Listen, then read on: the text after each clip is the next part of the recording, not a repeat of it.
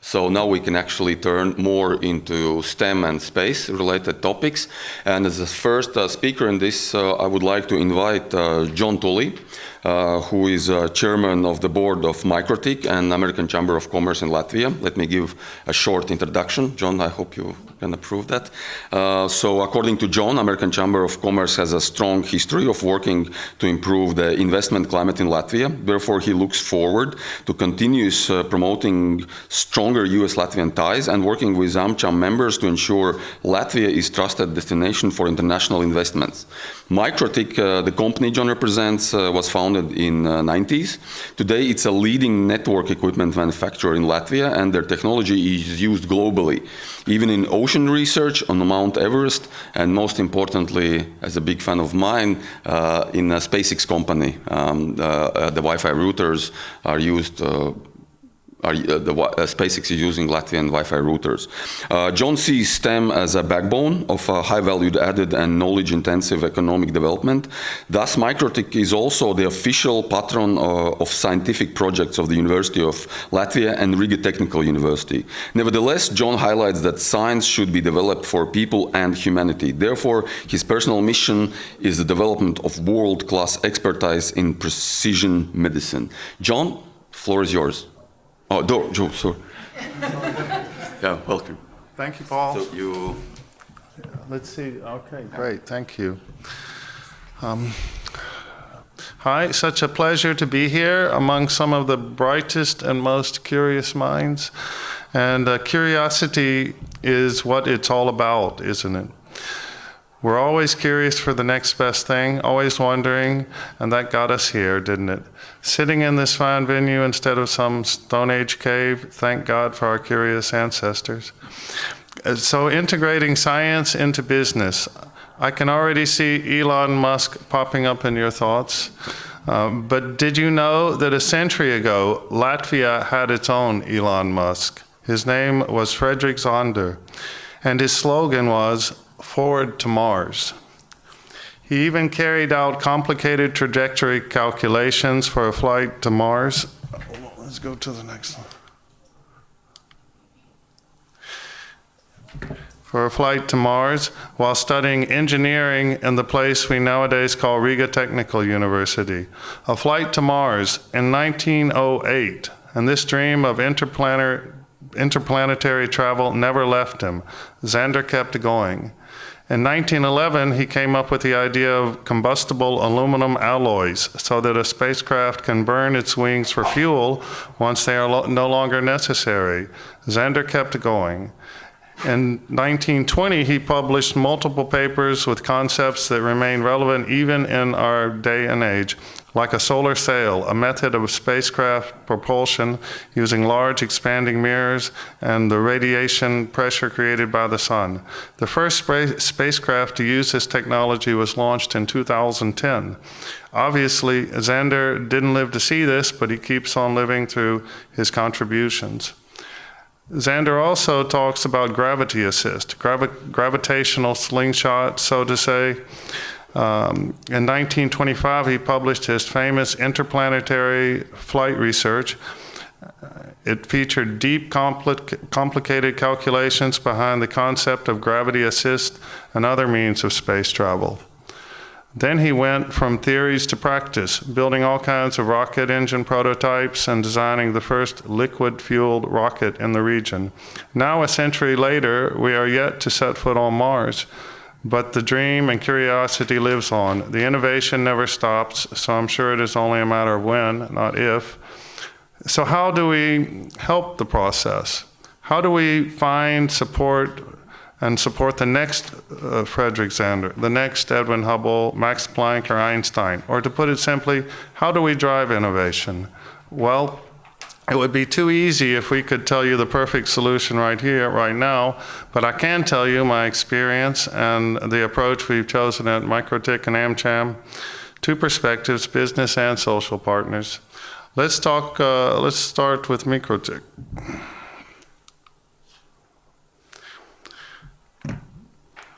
We make world-class networking equipment, routers, 5G, Internet of Things, and so on. And staying on topic here, some of our devices even made it to the SpaceX Falcon rocket project. How cool is that? Thank you, Paul. We've been in business for almost 30 years now, and from day one, we knew that giving back to the community is a core mission.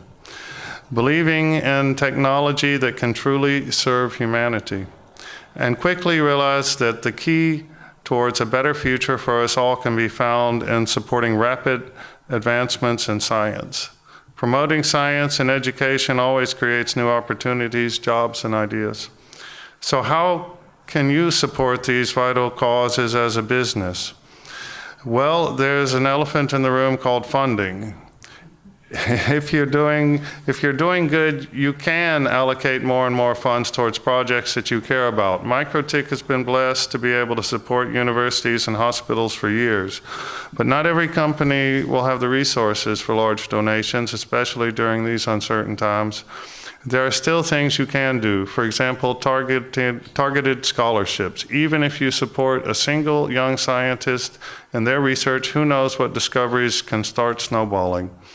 We've been doing these STEM student scholarships, and the topics they've been researching, you wouldn't believe it.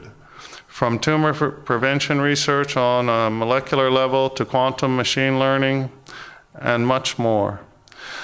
These young scientists are solving more problems than most of us could ever imagine. And just like Frederick Zonder, they just keep going, no matter what. So every little bit counts. And once again, it's not just about the funds. If you support a local scientist, it gives additional visibility to the problem they are trying to solve. You, as businessmen and policymakers, can help bridge the gap between the scientist and the general public, creating awareness. Remind everyone that these things matter, that these things can change the world for the better.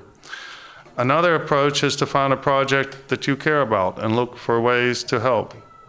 Now, if you're not coming from STEM, you might say, how am I supposed to help physicians if my science knowledge is limited to the movies Interstellar and following Neil deGrasse Tyson, a space blogger, on Twitter? Don't worry, sometimes being an outsider is a perfect catalyst for new solutions. You see, one thing I've learned about scientists, they're extremely determined to be the best. And this can sometimes create the most competitive environment in the world, which can make it difficult to cooperate. That's where you come in. Be the neutral party that connects minds, ideas, resources, and common goals. Cooperation can create wonders. Like the Genomics Data Network, a high-capacity data network for scientists and researchers to help battle cancer and combat the COVID-19 crisis.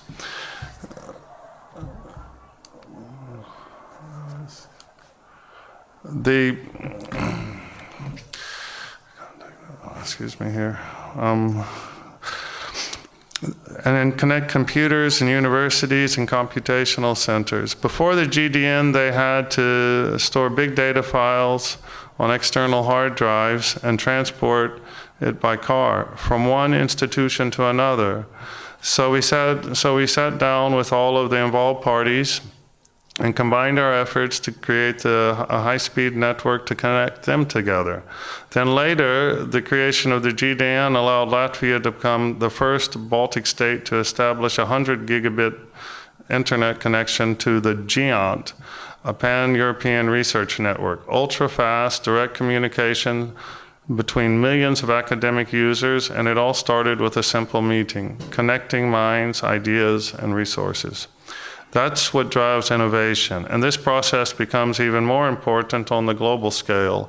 Researchers might not have the time, the resources to become visible, to know all the right names, connections, and places, so it's up to businesses to help them. Cooperation really is the key here. So that's a quick business perspective, but besides leading MikroTik, I also have the privilege of being the chairman of the board at the American Chamber of Commerce in Latvia.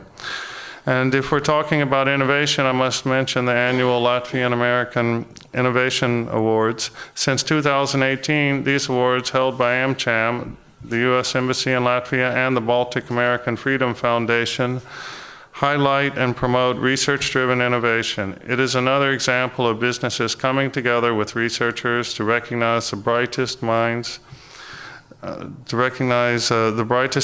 across multiple fields. Recognition is important. Previous winners include Trauma Simulator, a virtual reality training system that allows medical students to practice their emergency situation skills.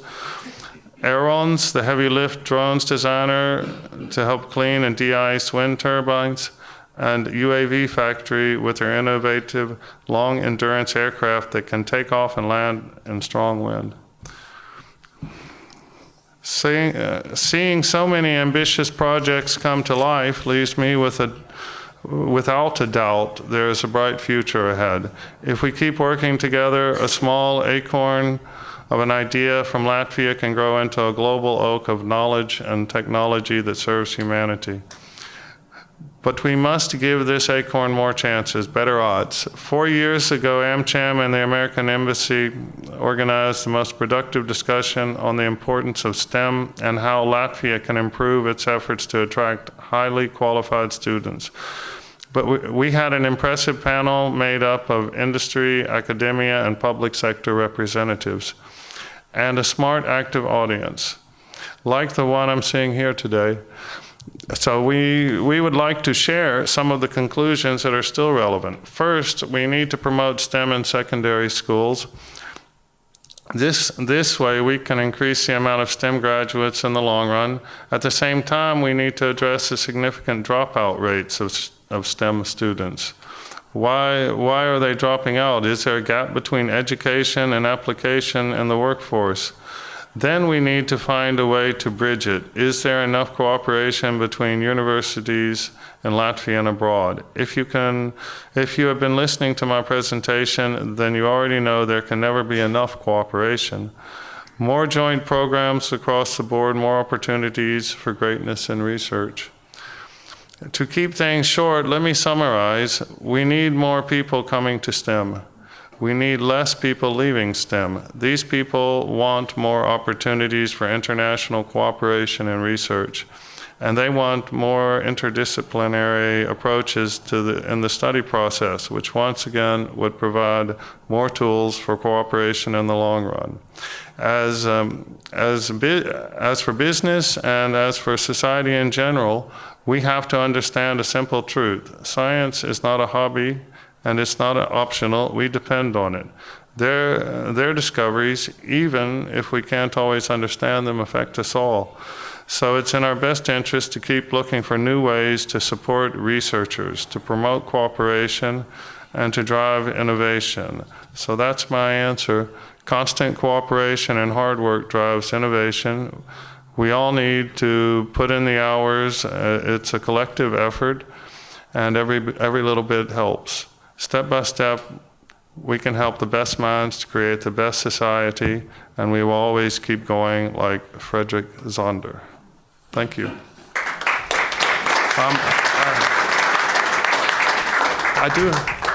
I do have one more, just a final note, if it's okay. We're organizing a precision medicine conference, which is, biomedicine. I saw that in the important criteria here. That'll be on October 13th and 14th. That's including experts from Norway. The Norwegian embassy and government have also supported this, as well as representatives from many countries in Europe, all the Nordic countries, from Germany, Switzerland, the Netherlands, and Brussels, Belgium. It's going to focus and it's for 2 days. It's bringing together some great experts from Europe about using genetic diagnostics and these projects to help treat patients and their individual disease and provide new cures using the genetics and genomics information and studies. Thank you.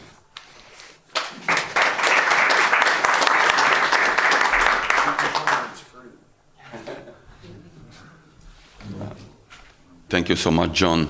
The conference John announced is for free, so you're welcome to come. But nevertheless, on a personal note, John, thank you so much for all the support you've been giving to universities. As a PhD student myself, it's at Riga Technical University, we can feel the support at university, so it's very much appreciated. And we have also some students from Riga Technical University who are building rockets, so they feel your support as well, at least in heart. Right? Okay, so we can move on. Very shortly about also the forum in general. This will be not just about the presentations. We will have also a very good panel discussions where you're invited to ask your questions during the coffee breaks. You are welcome to network. You're welcome to approach the speakers, talk to them, sell your ideas or sell your passion. So this is what the forum about. But we will move on, and the next speaker, we have a keynote from Finland, Jan Praks, professor from Aalto University, and he will give a keynote on how to drive interest in science, technology, and engineering and math-related subjects through the perspective of building satellites. Jan, the floor is yours.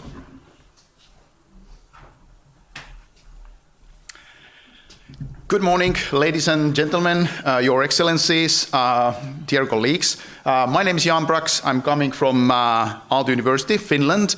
And coming to this conference here, of course, my topic was pretty much given by Pauls. Thank you very much, Pauls. And I was thinking what to tell. And yes, I'm trying my best to see what is coming out of it. It's a story from Finland. But first, let's start and agree, everybody, that space is a great source of inspiration. Space out there, all the unknown is somewhere very far, and we are, as a humankind, capable of pushing this border further and further, explore the world better and better, and understand what is actually going on. So space is really a source of inspiration, what we should use, we should harness, employ for the better future. Now I'm starting with a story of a Finnish first satellite and Finnish students, and I hope this also demonstrates what is STEM might be in a real life. So I was really lucky to work with students back in 2010 when Aalto University was founded. And also our students founded a student project, a satellite project. And they decided okay, Jan, let's build a satellite. And yeah, wonderful idea, let's do it. And our first satellite, as you see on this picture, was a cardboard box. So this was how we envisioned our satellite. And already for the next year, students have gathered a huge team, not huge, but a capable team of very talented people and very talented students who started to actually drive this project and create the real satellite plan and real design for this satellite.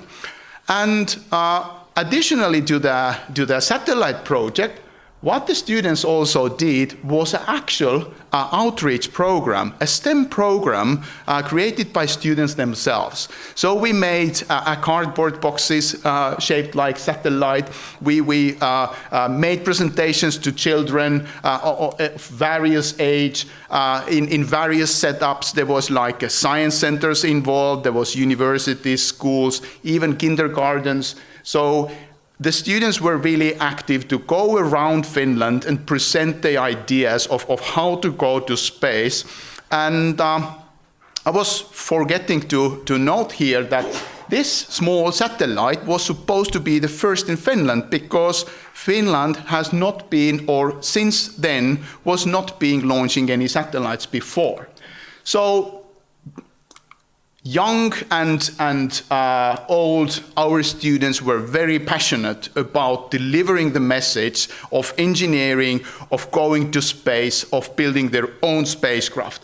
It was absolutely wonderful. And of course, these students built the actual satellite as well. It took 6 years. It was a long project. And great thanks for Aalto University for supporting this project for all these years, like helping to buy the actual materials, procure the launch. We had also sponsors who helped the student satellite to the orbit. And finally, we got a ready satellite, which actually was the first satellite made in Finland, and the whole student team and the whole university was, of course, very proud and very supportive to this project. And luckily enough, we were able also to launch this satellite to space with a big rocket. Not exactly the same rocket, but very similar. And it was very spectacular to see how our small 4-kilogram satellite actually travels to space. But yes, and there it was, a satellite in space, first satellite of Finland.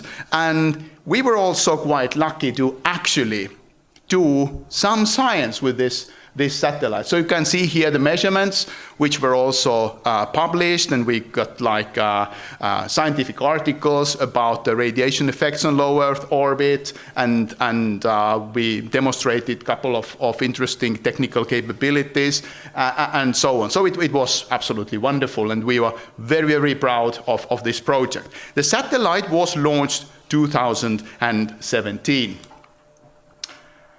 Now I'm asking myself, and perhaps also like discussing with you, was this the most important outcome of this project, which lasted 6 years, and we get small science out of it, we get a lot of enthusiasm out of it, and we got the small satellite out of it. So was this the result of the project? And I argue that actually no. The satellite was inspiring project to collect all these talented people. And what made the difference for Finland and for the world is actually these inspired people. Our students took this topic and the whole area much further than anybody could anticipate in the beginning of the project. From this project stemmed 4 different startups.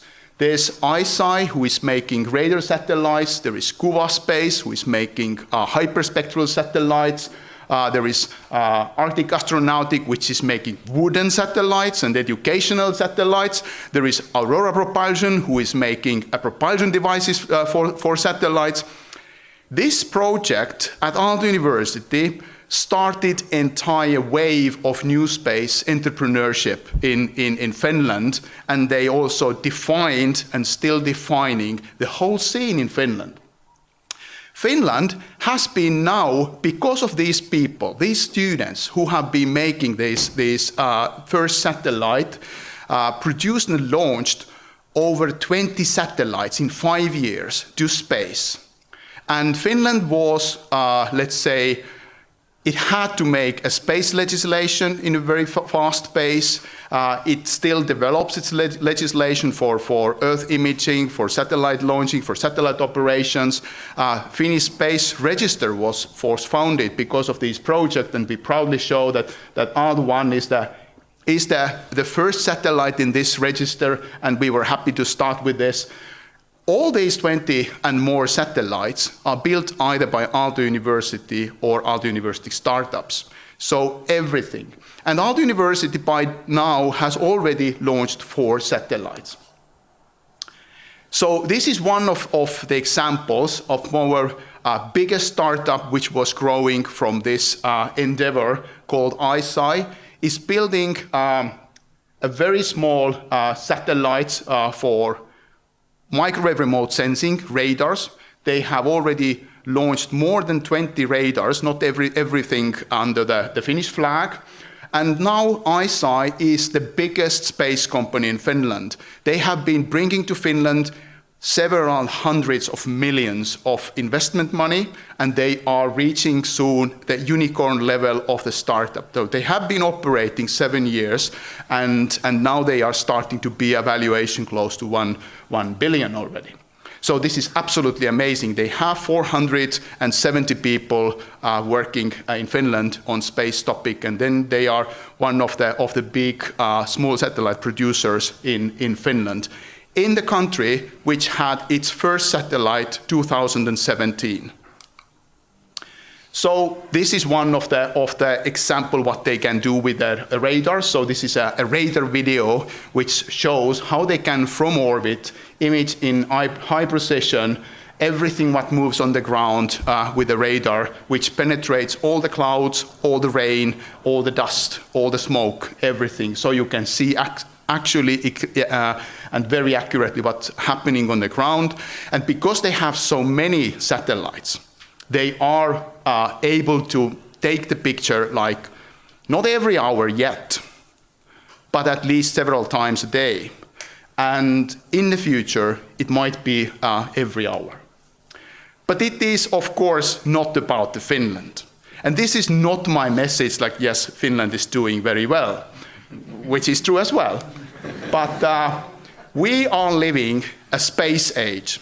And space is a defining frontier for the whole civilized world, and the whole civilization is taking next step, taking the space area as an economic area which is open for opportunities, open for new agreements, open for new resources. And at the same time, it is also the key area where we can actually solve our many problems with the current world. So we know that we are living the time where the climate is changing, the world is changing, everything is changing. We start to realize that we as a global species, we have global problems, and we have to solve these global problems. And the only vantage point to actually assess what is going on and what we have in our hands is from space. So satellites are the only tool which can give us information about the climate change and help to actually solve these problems. And we need hundreds of satellites. We need thousands of satellites. We need actually tens of thousands of satellites in order to have a good coverage of this sensor network, of this information from space, which is making the difference. And our global problems require global sensors. And with different sensors in space, we can see different aspects of the whole system and finally start to do something about it.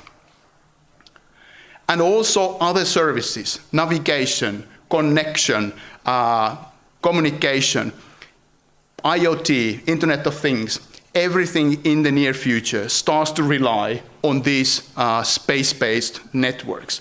Many ground-based businesses will be reformed and maybe put out of the business because of these new opportunities popping up. So it's a huge economy which is just now growing very fast. We are already launching as a humankind like thousands of satellites a year. It's going to be a really big industry. And one day, I hope, I believe, I'm really confident about it. The kids of today are going to fly to the moon, and they are going to settle on Mars.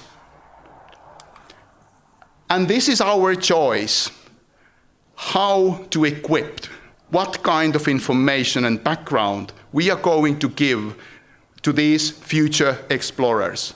Are they believing in fairy tales? Are they building on fantasy? Or they are working with science and technology which is real, can be measured, and can be repeated every time. Our technology is based on science. We don't maybe realize it, but everything we call a technology is actually science. So make the space inspire the future and the better world of tomorrow. And here I will thank you very much.